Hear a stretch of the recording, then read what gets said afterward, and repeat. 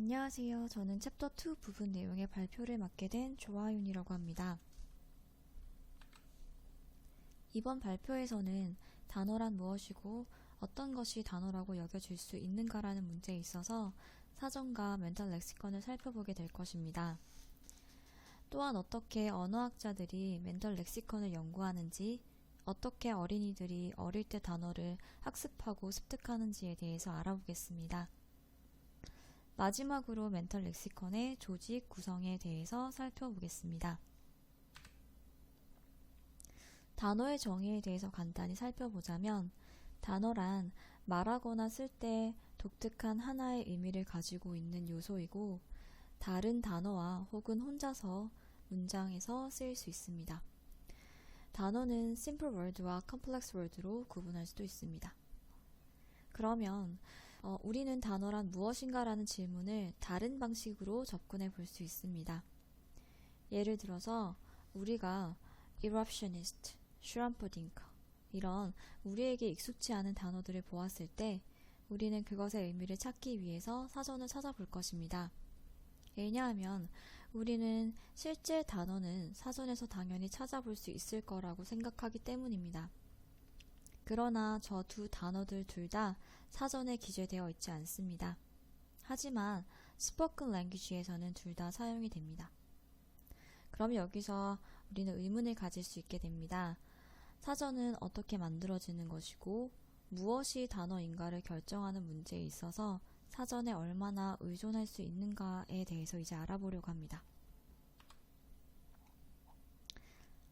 사전은 의도한 독자에 따라서 모양과 크기가 다양합니다.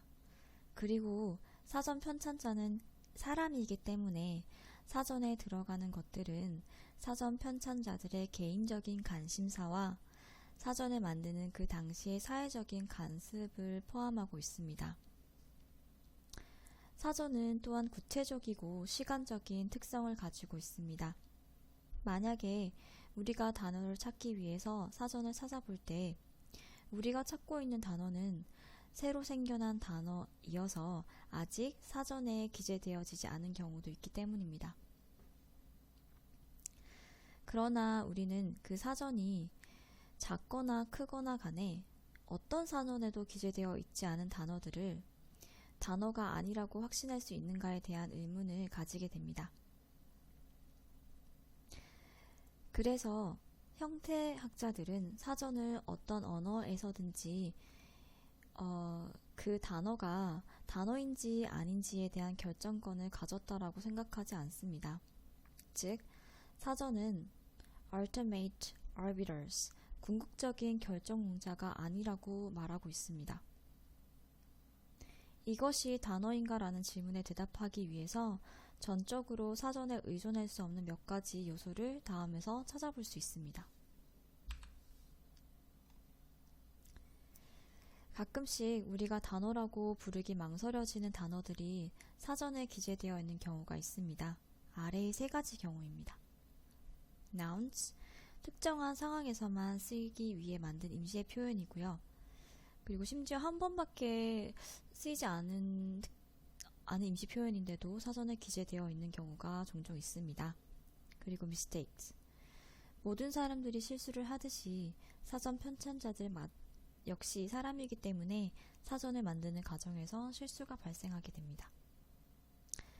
Mount Weasels, Mount Weasles는 사전, 백과사전, 지도, 안내책자 등에서 의도적으로 만들어지는 부정확한 항목을 말합니다. Mount Weasel은 의도적으로 그들의 차후에 있을 표절이나 저작권 위반을 예방하기 위해서 만들어진 허구의 항목입니다.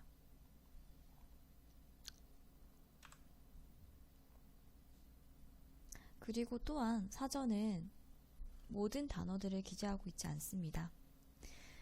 우리는 프리픽스와 서픽스에 대한 지식을 가지고 있고 그러한 지식을 이용해서 접두사와 전미사가 붙은 단어들의 의미를 예측할 수 있는 능력을 가지고 있습니다. 그래서 사전엔 그런 모든 파생어들을 기재하고 있지 않습니다. 또한 모든 기술적, 과학적, 종교적 단어들, 그리고 속어들을 다 사전에 기재할 수 없습니다. 왜냐하면 모든 단어들을 기재하기에는 사전의 공간은 제한적이기 때문입니다. 결론적으로 우리는 Is XYZ a word? 라는 질문에 대한 대답을 얻기 위해서 사전에 의존할 수 없다는 것입니다. 이유를 간단히 정리해보자면 사전은 모든 단어들을 포함하고 있지 않으며 앞에서 살펴본 nouns, mistake, mount, with처럼 우리가 단어라고 여기기 어려운 특이한 요소들이 포함되어 있기 때문입니다. 그럼 여기서 우리는 Is XYZ a word? 라는 질문에 대답하기 위해서 종이로 만들어진 사전이 아닌 우리 머릿속에 있는 멘털 렉시컨에 대해서 좀 더 자세히 살펴보려고 합니다.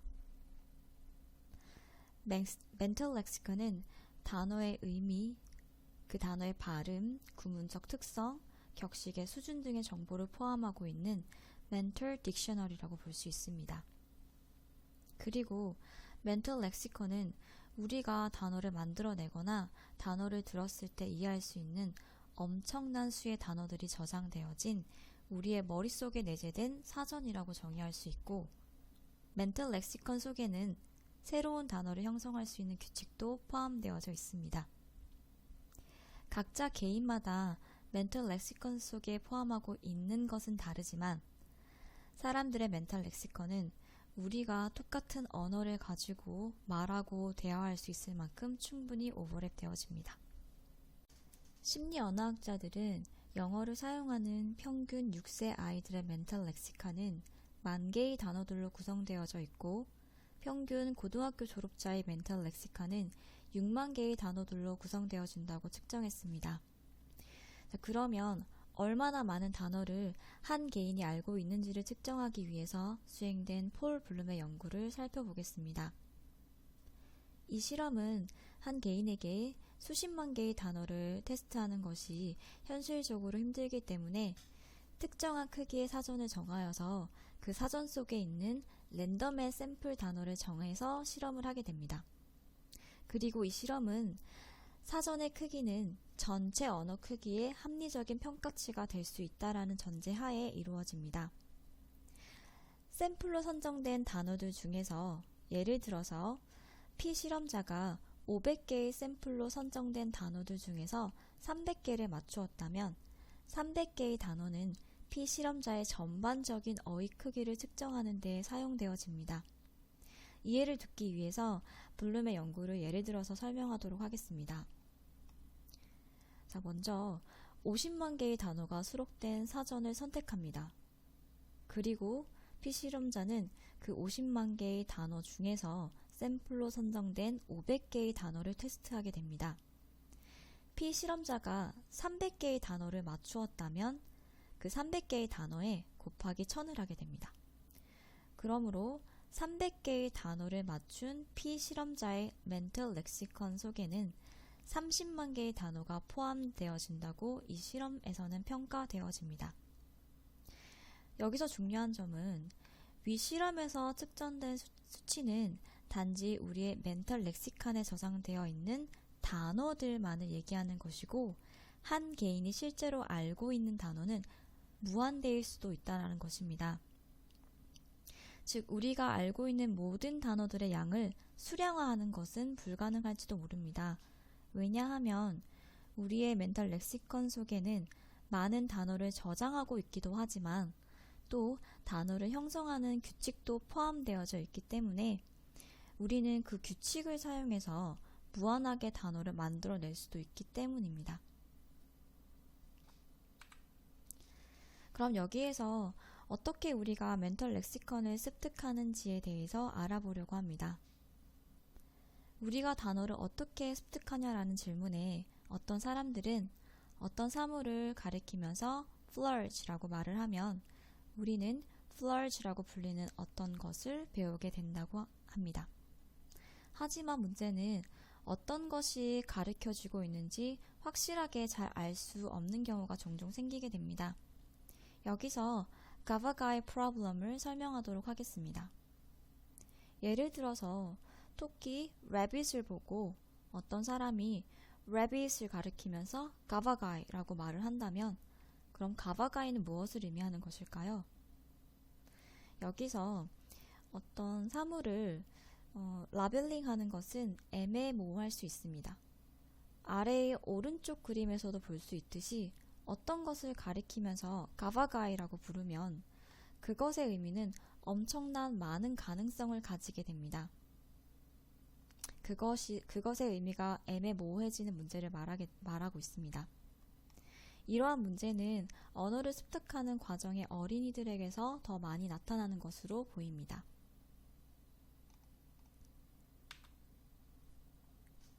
언어를 습득하는 방법 중에서 패스트 매핑이라는 것이 있습니다. 우리에게 익숙한 단어와 unfamiliar한 단어를 대조함으로써 새로운 단어를 습득하는 방법입니다. 예를 들어서 한 아이에게 두 개의 장난감 동물을 보여줍니다. 하나는 우리에게 익숙한 동물 dog, 강아지, 개와 나머지 하나는 익숙지 않은 platypus, 오리너구리 장난감을 보여줍니다. 그리고 아이들에게 platypus를 가져오라고 요청을 하고 그리고 아이들은 무엇이 platypus인지를 추론하게 됩니다.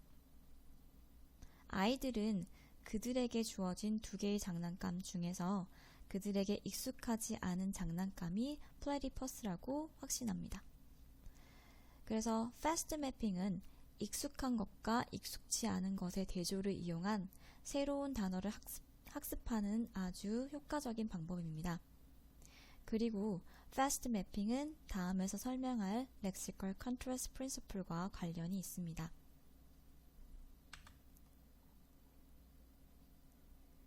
어른과 아이들이 새로운 단어를 학습하는 전략에는 여러 가지가 있습니다. 첫 번째로 lexical contrast principle. 언어를 습득하는 사람들은 그들에게 새로운 단어는 익숙치 않은 아직 이름을 가지고 있지 않은 어떤 것을 언급한다라고 가정한다는 원리입니다. 두 번째로 whole object principle.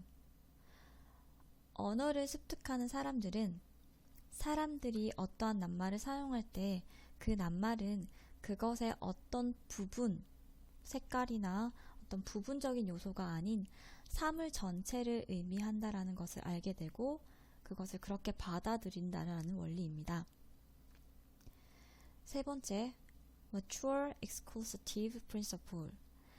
각 사물은 각기 다른 이름이 있으며 두 가지 사물이 한 이름을 가질 수 없다라고 가정하는 것입니다. 새 단어를 들으면 그것은 자신이 모르는 사물의 이름일 것이라고 가정하여서 새 단어로 이해하고 습득하게 됩니다.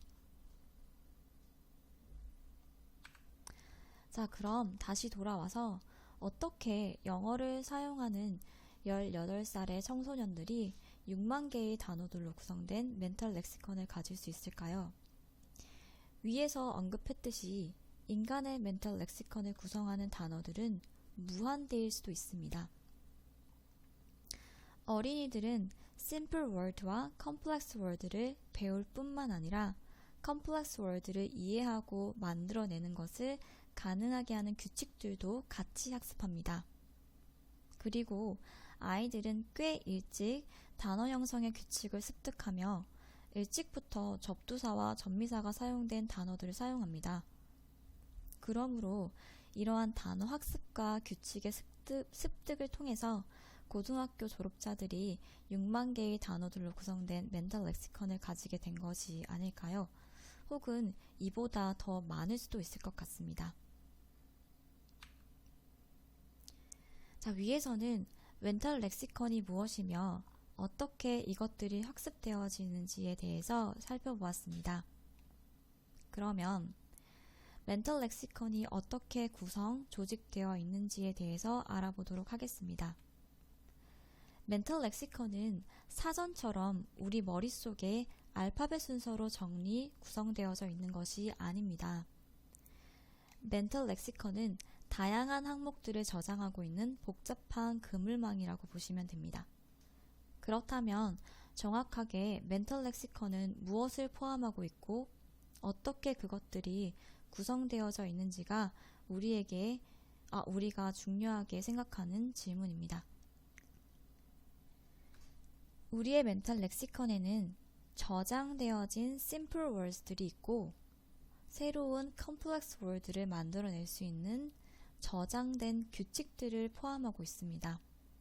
그런데 여기서 우리가 complex word를 보게 되었을 때 우리는 그 그 complex word를 분석되지 않은 있는 그대로의 전체로 저장을 하는지 아니면 우리 머릿속에 저장되어진 규칙을 이용해서 그 complex word를 전체가 아닌 분해해서 받아들이는지에 대한 의문을 가지게 됩니다.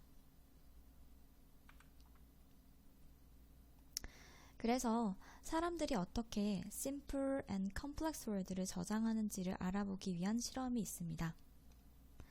Lexical Decision Experiments. 이 실험에서 피실험자는 한 단어가 실제 존재하는 단어인지 잠재어인지 아니면 의미 없는 단어인지를 결정하라고 요청받게 됩니다. 그리고 피실험자가 결정하기까지 걸린 시간을 우리는 reaction time이라고 하는데요. 이 reaction time, 이것을 이용해서 우리는 피실험자가 컴플렉스 월드를 전체로 다루었는지 아니면 그것을 분해해서 이해했는지를 알아볼 수 있는 단서를 제공받게 됩니다. 또한 피실험자들의 눈의 움직임을 추적하는 아이 트래킹을 이용해서 어떻게 피실험자가 컴플렉스 월드를 처리하는지에 대한 연구도 있습니다. 멘털 렉시컨의 구조에 대한 연구에는 이미징 테크닉을 이용한 연구들도 있습니다. 간단히 보고 이 페이지는 넘어가도록 하겠습니다. 우리가 패컬과 같은 컴플렉스 월드를 전체로 받아들이는지 그것을 우리가 알고 있는 규칙들을 이용해서 분해해서 받아들이는지는 아래의 요소들에 의존한다라고 말하고 있습니다. 아직까지 언어학자들은 우리의 멘털 렉시컨이 어떻게 구성되어져 있는지에 대해서 확실한 합의점에 도달하지 못하였습니다. 언어학자들의 한 가지 합의점은 멘털 렉시컨의 구성은 아주 복잡한 simple and complex words의 결합 저장소이며 규칙을 통해서 complex words를 만들어내는 creation을 포함한다는 것입니다. 멘털 렉시컨의 구성, 조직에 대한 연구는 형태론에서 계속해서 활발한 연구 분야가 될 것입니다. 마지막으로 어떻게 영어에서 동사의 과거 시제를 만들 수 있는지에 대해서 살펴보도록 하겠습니다. 우리가 다 알다시피 일반 동사에서 ed를 붙이면 과거형이 됩니다. 그리고 규칙형 과거형도 있지만 go, went, run, ran처럼 불규칙 과거 동사형도 많습니다.